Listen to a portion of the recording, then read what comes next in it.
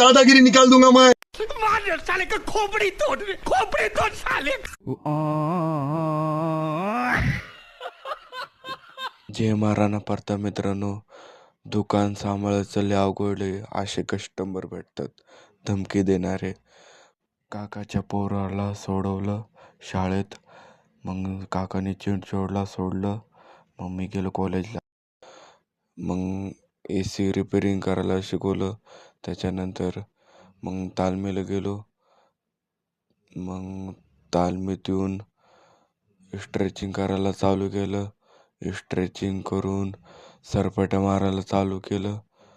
सरपट्या मारून त्याच्यानंतर डंबल मारायला चालू केलं. त्याच्यानंतर बैठक मारायला चालू केलं.